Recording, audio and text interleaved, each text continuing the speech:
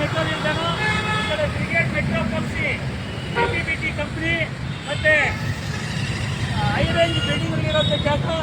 ಇಲ್ಲಿ ನೋಡಿ, ಇಲ್ಲಿ ಸಹಸ್ರಾರು ಗಾಡಿಗಳು ಓಡಾಡುವಂಥ ಜಾಗ.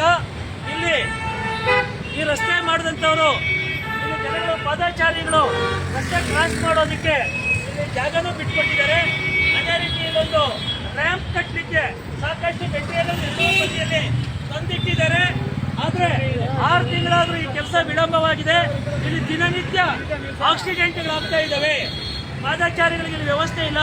ಇಲ್ಲೊಂದು ಸಿಗ್ನಲ್ ಲೈಟ್ ಆಗಬೇಕು ಮತ್ತು ಇಲ್ಲಿ ಈ ಒಂದು ಕಟ್ಟೆಯನ್ನು ಕಟ್ಟಿಕೊಡ್ಬೇಕು ಅಂತ ಸಾರ್ವಜನಿಕರ ಪರವಾಗಿ ಮನವಿ ಮಾಡ್ತಾ ಇದ್ದೇವೆ. ಈ ಬಗ್ಗೆ ಇಲ್ಲಿರ್ತಕ್ಕಂಥ ಸ್ಥಳೀಕರನ್ನ ವಿಚಾರಿಸಬೇಕಾಗಿ ವಿನಂತಿ.